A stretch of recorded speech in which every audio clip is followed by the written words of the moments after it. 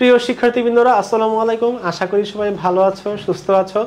আজকে তোমাদের ভূগোল দ্বিতীয় পত্রের যে সাজেশন, সেই সাজেশন ক্লাসে সবাইকে স্বাগত জানাচ্ছি। ভূগোল তোমরা জানো 2025 সালে যারা পরীক্ষা দিবা, ভূগোল অনেকের কাছে ভয়ের বিষয়, আবার অনেকেরই পছন্দের বিষয়। আমার পার্সোনালি খুবই বেশি পছন্দ ছিল ভূগোল, কারণ ভূগোল চিত্র লিখলেই ভালো মার্ক দিত ম্যাম, ঠিক আছে? তো তোমরা কি করবা, ভূগোল অবশ্যই চিত্র আঁকার ট্রাই করবা, চেষ্টা করবা। তোমাদের যে ভূগোল দ্বিতীয় পত্রের যে সিলেবাস, সেই সিলেবাসে প্রথম অধ্যায়টা আছে, সেটা মানব ভূগোল। এই মানব ভূগোলটা ভূগোল দ্বিতীয় পত্রের সবচেয়ে ছোট একটা চ্যাপ্টার এবং সবচেয়ে সহজ চ্যাপ্টার। তো এখান থেকে আমরা একটা সৃজনশীল ধরে নিলাম যে একটা সৃজনশীল আসবে, অবশ্যই পড়ে নিবা। দ্বিতীয় অধ্যায় জনসংখ্যা, এইটাও খুবই সহজ চ্যাপ্টার। এইখান থেকে তোমরা দুইটা সৃজনশীল পেয়ে যাবা, এখান থেকে দুইটা অ্যান্সার করার ট্রাই করবা। চতুর্থ অধ্যায় কৃষি। এই কৃষিটা তোমরা অনেকেই ছোটবেলায় হয়তো পড়ছো বা স্কুলে হয়তো পড়ছো, এখন ভুলে গেছো। এই যে কৃষি শিক্ষা নামক একটা চ্যাপ্টার ছিল বা একটা আমাদের সাবজেক্ট ছিল। এই সাবজেক্টে কিন্তু এই যে আমরা এখানে যা যা কিছু পড়ছি, ধান কিভাবে উৎপন্ন হয়, পাট কিভাবে উৎপাদন হয়, তখন এগুলার তাপমাত্রা কেমন থাকে, এগুলো কি এই যে কৃষি চ্যাপ্টারটা নিয়ে আলোচনা করা হয়। তো এগুলো যারা পছন্দ করো তোমরা এখান থেকে একটা সৃজনশীল কিন্তু অ্যান্সার করে দিতে পারো। পঞ্চম অধ্যায় আছে কি খনিজ ও শক্তি সম্পদ, অর্থাৎ পৃথিবীর কোথায় কোথায় এই যে আমাদের খনিজ বেশি আছে বা এই যে শক্তি সম্পদ এটা বেশি আছে, তেল গ্যাস কয়লা।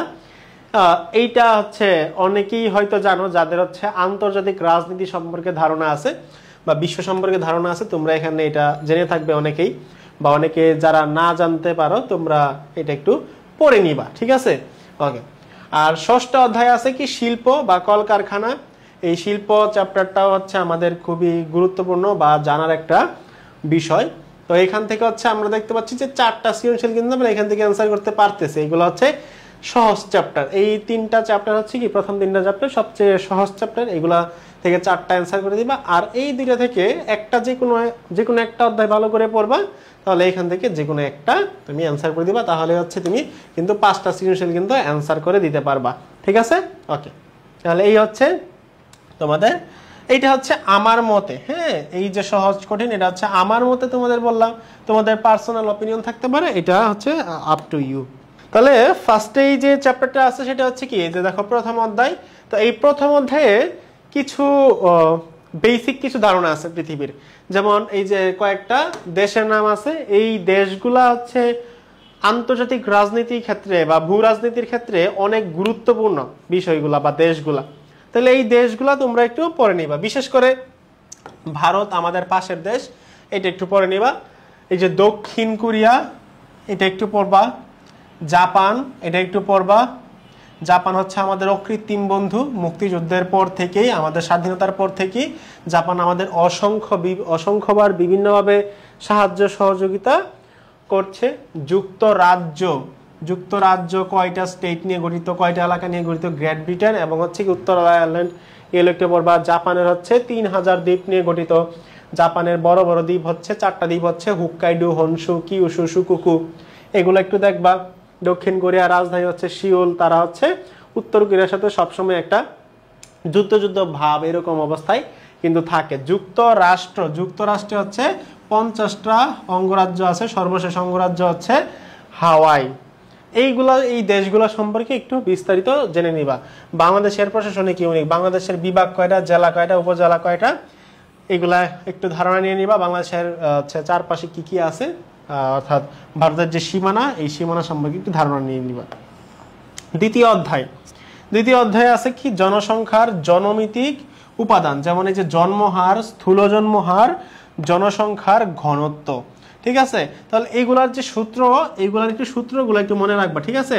জন্মহার, স্থূল জন্মহার, এগুলার সূত্রগুলো একটু মনে রাখবা। যে নির্দিষ্ট স্থূল জন্মহারের সূত্রটা কি, যে নির্দিষ্ট বছরে জন্মিত মোট শিশু ডিভাইডেড বাই ওই দেশের বা ওই অঞ্চলের মধ্যবর্তী জনসংখ্যা ইন্টু 1000। তাহলে এই যে এই সূত্রগুলো একটু মনে রাখতে হবে। এগুলো তোমাদের জ্ঞানমূলকে আসতে পারে, অথবা অনুধাবনে আসতে পারে, অথবা এমসিকিউতে আসতে পারে, এগুলো একটু মনে রাখবা।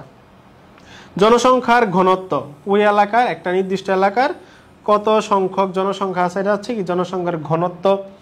অভিগমনের কারণ, অর্থাৎ মানুষ এক স্থান থেকে আরেক স্থানে কেন যাতায়াত করে, কেন বাসস্থান পরিবর্তন করে, এটার কারণ, এটার ধরন, কত ধরনের অভিগমন হয়, মেইনলি দুই ধরনের হয়, অভ্যন্তরীণ অভিগমন এবং আন্তর্জাতিক অভিগমন। এইগুলার প্রভাব কি, অর্থাৎ একটা মানুষ এক দেশ থেকে আরেক দেশে গেলে কিরূপ প্রভাব পড়বে সেটা। জনমিতিক ট্রানজিশনাল মডেল ও বাংলাদেশ, এখানে জনমিতিক ট্রানজিশনাল মডেলে 4টা ধাপ আছে এবং বাংলাদেশ কত নাম্বার ধাপে আছে এইটা একটু তোমরা দেখে নিবা। চতুর্থ অধ্যায় কৃষিকাজের ভৌগোলিক নিয়ামক, অর্থাৎ কৃষিকাজের ভৌগোলিক নিয়ামক কি, অর্থাৎ এই যে বৃষ্টি, তাপমাত্রা, বায়ুর চাপ, এগুলো হচ্ছে তো অবশ্যই লাগে। তারপর হচ্ছে মাটির গুণাগুণ, এগুলো লাগে কৃষিকাজ করতে। তো এগুলো হচ্ছে কি কৃষিকাজের ভৌগোলিক নিয়ামক। বিশেষ করে তোমরা এখানে ধানের এটা পড়বা, ঠিক আছে, যে ধান চাষ করতে কত তাপমাত্রা লাগে, কেমন মাটি লাগে, কোন মাটিতে কোন ধান ভালো জন্মে, এটা একটু পড়বা। তারপর হচ্ছে গম, চা, এইগুলা একটু রিডিং পরে যাবা, ঠিক আছে। যদি বাই এনি চান্স যদি ধান এটা কমন না আসে তখন কি করবা, তখন তার ছেড়ে আসা যাবে না। গম, চা এটা একটু পরে নিবা। চা হচ্ছে বাংলাদেশের উত্তর পূর্বাঞ্চলে ভালো জন্মে, ঠিক আছে। এই যে সিলেটের যে টিলা বা পাহাড়গুলো আছে, এই পাহাড়গুলোতে চা কিন্তু ভালো হয়। বাংলাদেশের প্রধান কৃষিক্ষেত্র, প্রধান কি কি কৃষিক্ষেত্র আছে এগুলো একটু পড়বা। বাংলাদেশের কৃষি সংস্থা অর্থাৎ ব্রি, তারপর হচ্ছে বিআরডিসি, এই যে সংস্থাগুলো আছে এগুলা কি কি কাজে লাগে, এগুলা বা কি কি কাজ করে এগুলো একটু পড়বা। কৃষি ও আধুনিক প্রযুক্তি এটা একটু পড়ে নিবা কি কি আছে, এগুলো হচ্ছে তোমাদের সৃজনশীলের জন্য কাজে লাগবে। পঞ্চম অধ্যায় বিশ্বের প্রধান খনিজ সম্পদ, যেমন হচ্ছে এই যে লৌহ, আকরিক। বিশ্বের প্রধান শক্তি সম্পদ তেল, গ্যাস, কয়লা। তেল, গ্যাস, কয়লা এগুলা কোথায় কি কি আছে, বেশি আছে একটু দেখে নিবা। বাংলাদেশের খনিজ ও শক্তি সম্পদ, এইটা হচ্ছে এই অধ্যায়ের একটু ভালোভাবে দেখবা যে বাংলাদেশের কি কি খনিজ, শক্তি ও সম্পদ আছে। বাংলাদেশে তোমরা জানো গ্যাস ক্ষেত্র আছে, ঠিক আছে, এই গ্যাস ক্ষেত্রগুলো একটু পরে নিবা। তারপর হচ্ছে বিদ্যুৎ কেন্দ্র আছে, বিদ্যুৎ কেন্দ্রগুলো একটু পরে নিবা। ষষ্ঠ অধ্যায় শেষ চ্যাপ্টার শিল্প গড়ে ওঠার নিয়ামক সমূহ, অর্থাৎ একটা জায়গায় যে শিল্প গড়ে উঠবে এর নিয়ামক সমূহ কি কি, যেমন যোগাযোগ ব্যবস্থা ভালো থাকতে হবে, তারপর হচ্ছে কাঁচামালের যে সরবরাহ, এই সরবরাহ থাকতে হবে। এগুলো হচ্ছে কি একটা শিল্প বা কলকারখানা গড়ে ওঠার নিয়ামক। বিশ্বের প্রধান শিল্প উৎপাদন ও বন্টন, লৌহ ও ইস্পাত। বস্ত্রবয়ন শিল্প, বাংলাদেশের প্রধান শিল্প সিমেন্ট, তৈরি পোশাক, ঔষধ। তাহলে এই যে বাংলাদেশের যে প্রধান শিল্পগুলো আছে এর মধ্যে এই যে তৈরি পোশাক, এটা একটু ভালো করে পড়বা। তৈরি পোশাক তোমরা জানো যে পৃথিবীতে তৈরি পোশাক রপ্তানিতে কিন্তু বাংলাদেশ শীর্ষ স্থানে আছে চীনের পরে। চীন হচ্ছে দ্বিতীয়, যেহেতু ওদের জনসংখ্যা বেশি, মানুষ বেশি, তারপর হচ্ছে ওদের কাজে লাগাইতে পারে বেশি, তাহলে ফার্স্টে থাকবে ওরা। বাংলাদেশ আছে দ্বিতীয়তে, হ্যাঁ। তাহলে এই যে তৈরি পোশাক শিল্প বাংলাদেশের দ্বিতীয় অবস্থানে আছে, এটা একটু পরে নিবা। ঔষধ একটু একটু পড়বা, রিডিং পড়বা। বাংলাদেশ ও ভারতের শিল্পের তুলনা, বাংলাদেশ ও ভারতের শিল্পের তুলনা, এটা একটু তোমরা হচ্ছে 1-2 বার পড়ে যাবা, ঠিক আছে। তাহলে এই হচ্ছে মোটামুটি তোমাদের ভূগোল দ্বিতীয় পত্রের যে সাজেশন, এই সাজেশন এখান থেকে তোমরা সৃজনশীল কি কি পড়বা আমি হচ্ছে তোমাদেরকে বলে দিলাম।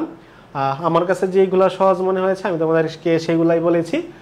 তারপরে তোমাদের যদি অন্যগুলো সহজ মনে হয় অবশ্যই সেখান থেকে উত্তর করার চেষ্টা করবো। তোমাদের আরো 1 মাসের মতো সময় আছে, সেই সময় তোমরা হচ্ছে অবশ্যই এগুলো একটু পড়ে নিবা। তো সবাই ভালো থাকো, সুস্থ থাকো, তোমাদের পরীক্ষা ভালো হোক এই কামনায় আমি এখানে বিদায় নিচ্ছি। আসসালামু আলাইকুম।